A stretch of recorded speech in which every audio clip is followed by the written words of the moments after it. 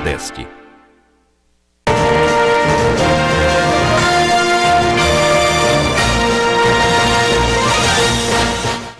Está começando o programa Políticas, é um espaço dedicado a conversas e debates sobre fatos e ideias. Esse programa também vai ter entrevistas sobre economia, sobre política parlamentar, ciências, comportamento, cultura e tudo que faz parte da vida, tudo que faz parte do seu dia a dia. O nosso convidado de hoje é o jornalista Drayton Nejaim. Ele é o diretor da revista Negócio PE, da editora que edita a revista Negócio PE, e é o presidente do grupo LIDE Pernambuco. Essa organização reúne lideranças empresariais e políticas aqui semanalmente ou mensalmente, sempre para conversar sobre os destinos do estado de Pernambuco. Drayton, é muito interessante essas reuniões promovidas pelo grupo LIDE, porque de repente traz assuntos que seriam conversados esporadicamente, sem nenhuma organização. Você consegue organizá-los e trazer para debate para o empresariado, para os políticos, para educadores, profissionais liberais, sobre temas importantes de Pernambuco.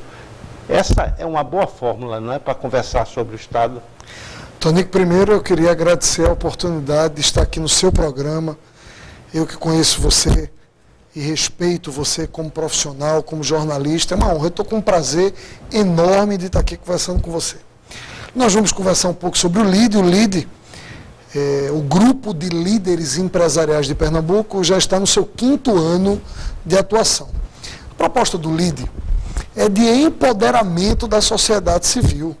Na hora que você organiza no entorno de uma agenda extensa e intensa, você organiza os principais líderes de uma comunidade, com vários objetivos. O primeiro objetivo da agenda do LIDE é debater o que existe de mais importante hoje no Brasil. Nós trazemos nomes nacionais, esses nomes vão debater política, economia, vão debater ações empresariais, ações sociais.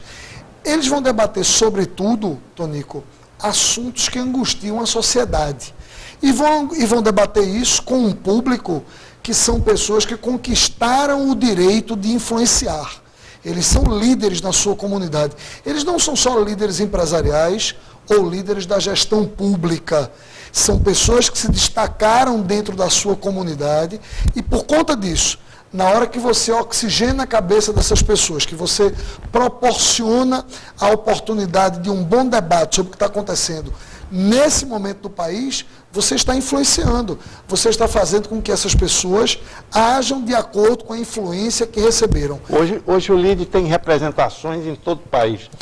Tem, o LIDE cresceu muito, o LIDE existe há 13 anos, hoje ele está em 16 cidades do Brasil e em 16 países do mundo. É uma confederação, é um sistema. O LIDE Pernambuco é o segundo LIDE hoje desse sistema, das 32. No ano passado, o ano 2015, o LIDE Pernambuco organizou aqui 50 encontros empresariais, divididos entre o LIDE Pernambuco, o LIDE Futuro, que trabalha com jovens líderes entre 25 e 39 anos, e o LIDE Mulher, que trabalha com mulheres de destaque na comunidade empresarial. São sempre mulheres que têm uma atividade laboral ativa, jovens que têm uma atividade empresarial de destaque e presidentes de empresas, acionistas, cada um dentro de uma agenda específica. Por exemplo, agora, recentemente, nós tivemos o governador Paulo Câmara prestando contas ao LIDE do seu mandato. Olha, é uma honra para um movimento empresarial ter o governador se predispondo a falar durante 45 minutos do que conseguiu realizar e do que ainda não conseguiu realizar. E para dar transparência a esse debate com o governador, além das perguntas com os empresários, nós temos uma bancada formada por jornalistas dos veículos locais. Esses jornalistas estão com o microfone aberto e não tem filtro. E isso é uma forma, Tonico, de exercer a cidadania. Exato. É muito interessante isso, porque parece, para quem está de fora, isso está criando um poder de pressão desse grupo muito interessante em benefício da sociedade. Vocês querem um dia usar isso politicamente, porque, por exemplo, o LIDE nacional já lançou, não foi o LIDE que lançou, mas o seu presidente, o jornalista João Dória, hoje é o pré-candidato do PSDB à Prefeitura de São Paulo. Já candidato. Já candidato. Já candidato do PSDB em São Paulo. Não pode confundir um pouco as bolas que vocês estariam juntando pessoas para futuros lançamentos políticos? A sua pergunta é muito interessante, ela é oportuna. Veja só, não. O líder apartidário divulgou uma carta sobre isso. Em setembro do ano passado, quando João Dória, que é o fundador e foi o primeiro presidente do LIDE, decidiu se tornar pré-candidato a prefeito de São Paulo pelo PSDB, ele se licenciou da presidência executiva do LIDE. E quando teve, há mais ou menos 40 dias atrás, a sua candidatura confirmada, o João Dória foi para as prévias, dentro do partido, derrotou o candidato André Matarazzo e também o deputado Ricardo Trípoli. E ao ser confirmado como candidato, o João Dória se afastou, inclusive, do Conselho de Gestão Nacional do LIDE. O LIDE, desde setembro do ano passado, é presidido pelo ex-ministro e ex-presidente da BRF, Luiz Fernando Furlan, que hoje é o CEO do LIDE, é o presidente do Conselho, também é o presidente executivo, e o João Dória, ao ter essa atitude, deixa claro que o LIDE é um movimento grande, é um movimento importante que não poderia ter essa filiação partidária. O LIDE nasceu para ser muito politizado, mas não para ser partidarizado. Isso é importante que fique claro, e isso é uma das razões pelas quais o LIDE consegue ouvir e trabalhar com as mais diferentes correntes políticas. Em setembro e outubro do ano passado, se você procurar no Google, o LIDE São Paulo, que é o primeiro LIDE do país, estavam vindo ministros do Partido dos Trabalhadores. Então, o LIDE sempre teve um canal aberto com o poder público, seja qual fosse a sua orientação partidária, porque para discutir o Brasil, para discutir as ideias, para você poder influenciar, para você poder construir mobilização no entorno de alguma coisa, você não pode pensar, eu abro a porta para alguém e eu fecho a porta para alguém. No caso de Pernambuco, isso poderia também dar margem à sua pergunta, pelo fato de eu ter uma linhagem política na família. Eu fui filho de um prefeito, de um deputado, uma pessoa que marcou a política do estado de Pernambuco entre os anos 50 e os anos 90, mas eu, além de nunca ter me filiado partidariamente, Tonico, adoro a política, respeito a política, tenho muita conexão política, mas eu tenho muita clareza do meu papel. Eu posso ajudar muito mais como líder civil fora do processo político do que dentro. Aliás, nós estamos falando de um processo muito importante e muito contemporâneo, que é o empoderamento da sociedade civil organizada. São líderes que podem influenciar a sociedade sem ter um mandato. Eu não preciso de mandato para influenciar as pessoas. Certo, isso é interessante colocar isso na mesa, porque muito se fala na nossa representação política. Tivemos a ingrata surpresa de ver na votação para o impeachment. Do impeachment da presidente Dilma, umas figuras realmente muito bizarras, que são representantes do povo brasileiro, que a gente tem que respeitar, porque eles estão ali pelos votos, não é?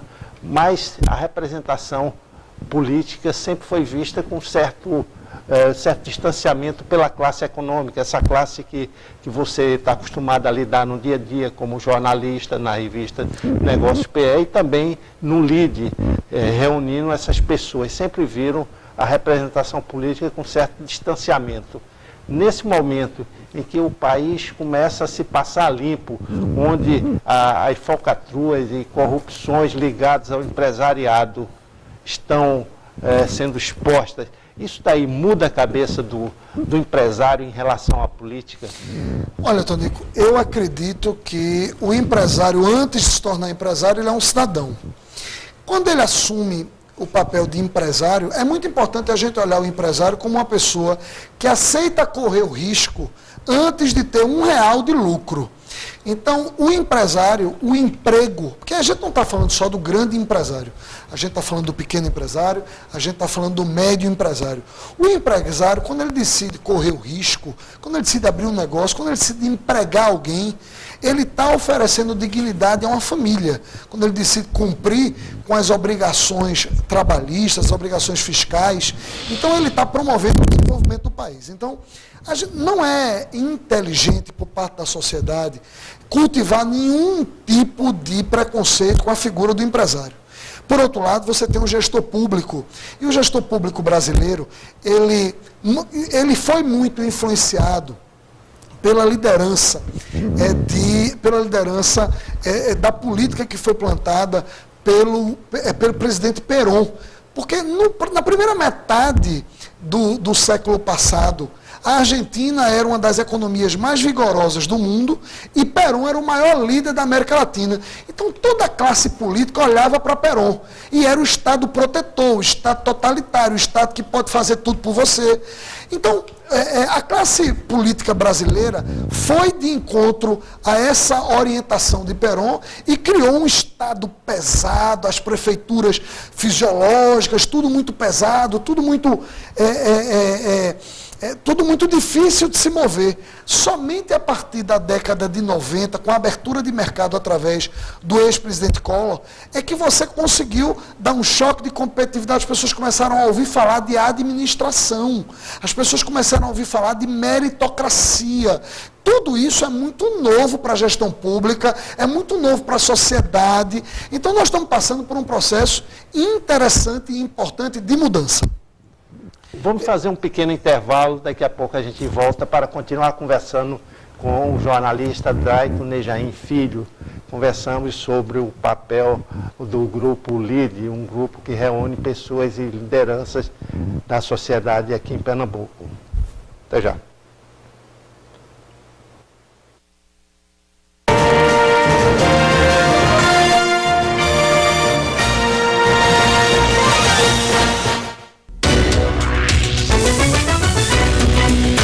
Toda segunda, 10 da noite, o mais respeitado programa de entrevistas da TV brasileira. Os entrevistadores devem se sentir liberados para usar partes.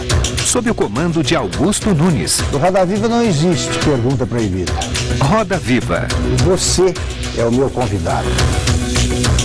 Até lá. Sonhos, desejos, paixões, felicidades, família, bem-estar, sucesso, autoestima. Buscamos isso todos os dias. Mas é preciso também cuidar da nossa saúde, porque sem ela nada acontece. Eu sou Unilife. Eu sou Unilife. Somos Unilife! E você? Unilife Saúde, o plano de saúde da sua vida.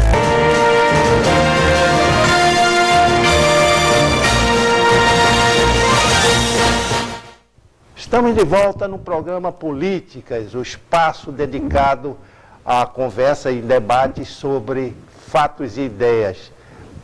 São entrevistas sobre política, economia, ciência, cultura, comportamento, enfim, coisas da vida. Quem está aqui conosco é o jornalista e editor da revista Negócios PE, Drayton Nejaim Filho.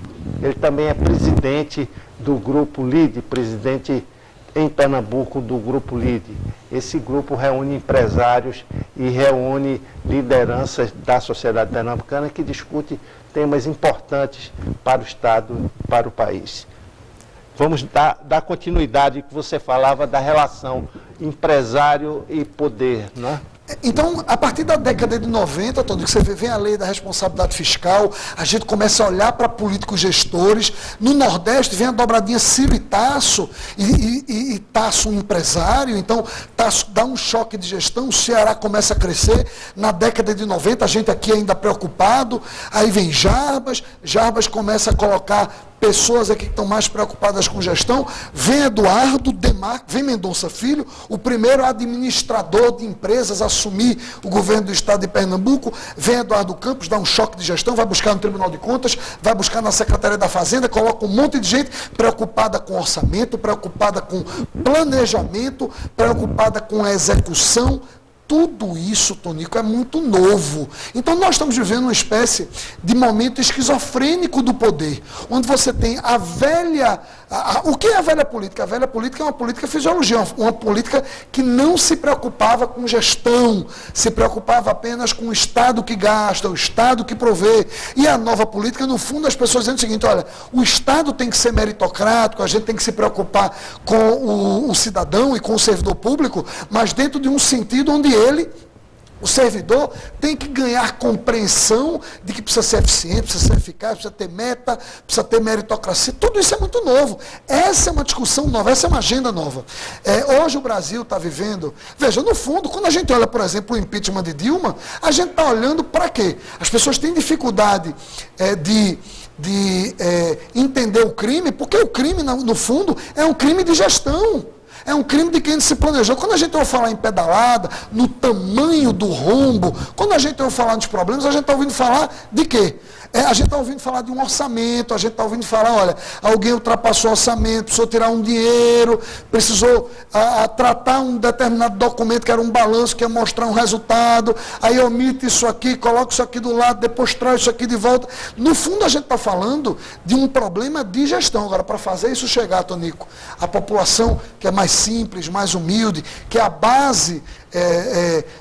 a base eleitoral, né, das forças que colocaram a presidente Dilma leva um tempo, é mais difícil e tal, tem toda uma pedagogia, mas o Brasil está sim num processo de mudança democrático e é um processo extraordinário, e a mídia tem muito a ver com isso, a mídia e as redes sociais. Exato, isso é muito curioso aí você ter essa visão e ter uma visão otimista do processo, porque as forças contrárias a isso, inclusive as forças que estão no governo atual, estão muito fortes e presas em conceitos antigos, onde você se fala no aparelhamento do Estado, aparelhamento de uma máquina pública, onde você tem que colocar essa máquina pública para funcionar.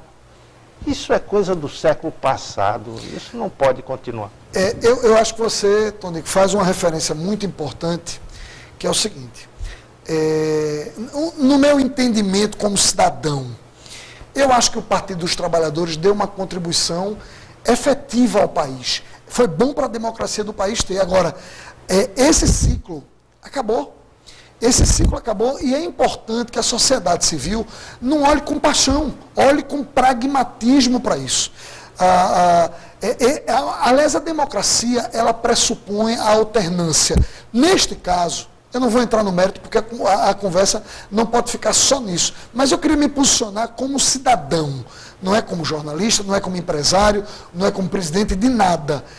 Eu acredito como cidadão, Tonico, que esse ciclo que está aí precisa ser reposto, até para que o próprio Partido dos Trabalhadores seja refundado. O Partido dos Trabalhadores hoje tem uma base ideológica forte que merece todo o respeito da sociedade. E tem uma burguesia que se locupletou do poder, se locupletou de tudo que está no entorno do poder. E essa burguesia, esse grupo que está no poder, precisa vir um outro ciclo no Partido dos Trabalhadores, que tenha mais coerência, mais comprometimento com a sua militância. Agora, o que não dá, independente de quem estiver dentro do Partido dos Trabalhadores, ou quem estiver dentro do PCB, do PCdoB, é para você entender que esse Estado gordão, esse Estado pesadão, esse Estado protetorzão vai conseguir fazer alguma coisa no mundo de hoje. Não vai. O Estado precisa ser menor para se preocupar com o que interessa. O que é que interessa para o cidadão? Segurança, saneamento,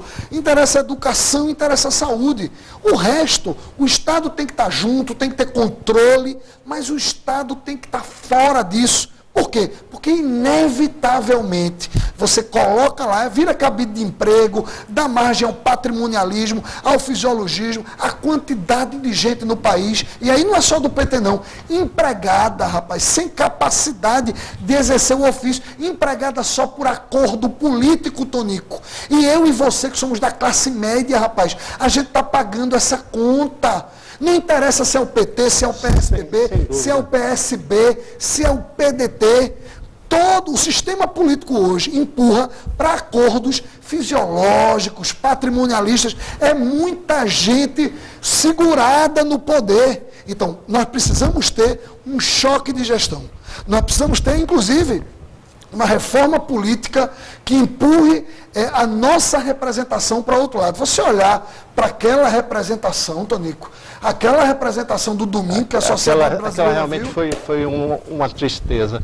Mas pelo que você acompanha em relação à América Latina, por exemplo, os dias do Maduro na Venezuela estão se acabando. A oposição cresceu, ganhou a eleição de uma forma, digamos assim, com muita pressão, com muita fraude imposta pelo presidente Maduro, conseguiu ganhar a eleição e está finalizando o processo de expulsão do Maduro. Na Argentina tivemos a saída de Cristina Kirchner e entrou o Maurício Macri, que tem uma visão mais liberal do processo. No Brasil está acontecendo isso, essa possibilidade de impeachment da presidente, que vai direcionar o país para a realidade fiscal, para a realidade financeira do país e em busca de uma solução. Em outros países da América Latina, a Colômbia já está encaminhada de uma forma, o Chile, a presidente Bachelet perde popularidade, socialista, perde popularidade. Essa guinada latino-americana para o centro-direita, uma visão mais liberal da sociedade, uma visão mais liberal da economia. Isso daí é positivo? Eu acredito na eficiência e na eficácia. Eu não acredito em esquerda nem direita. Esquerda e direita foi um debate do século passado. Hoje, Tonico, a sociedade está tão... Você, eu, a gente está tão chateado com o que a gente está pagando. A gente está tão chateado com a maneira como o dinheiro está sendo utilizado, que o que nós queremos é ver pragmatismo e racionalidade no uso. Agora, como consequência desse pragmatismo, dessa racionalidade, a gente quer um Estado menor, um Estado mais eficiente, a gente quer um servidor público competitivo. O servidor público, a gente precisa perder a visão do servidor público, que é uma pessoa que tem menos aceleração do que o servidor que está na iniciativa privada. A gente precisa devolver. Nesse sentido, a gente tem bons exemplos no Brasil. Eu falei de Tasso, Ciro, citei Eduardo Campos. Armando Monteiro é um grande gestor, é um cara que tem olho em planejamento e orçamento. Paulo Câmara é um gestor, Geraldo Júlio é um gestor, João Dória é um empreendedor e é um gestor, é respeitado pela capacidade de organização. No Brasil, nós temos sim vários exemplos de pessoas que estão preocupadas com gestão. O ex-presidente Lula, em que pese está passando por uma série de situações vinculadas ao uso, ao mau uso do dinheiro público, sabia descentralizar, tinha uma equipe de gestão, botou lá quem? Botou lá Meirelles, botou lá uma turma que sabia fazer as coisas, teve um país crescendo, o tempo todo crescendo. Eu não estou discutindo o lado menos nobre do seu governo. O lado policial. Porque esse já está alardeado, mas eu estou discutindo que ele delegou funções e que foi um governo que andou. O próprio presidente do LIDE hoje, nacional, Luiz Fernando Furlan, um dos maiores empresários do país, foi ministro do Desenvolvimento Econômico do primeiro governo Lula durante 4 anos. Então, veja, Furlan, ministro de Lula. Então, a gente está dizendo para os sinais que Lula mandou para o mercado. Logicamente que eu não vou me ater ao governo Dilma, porque isso já está bastante debatido. Eu acho que a sociedade precisa caminhar na direção de cobrar eficiência, seja de quem for.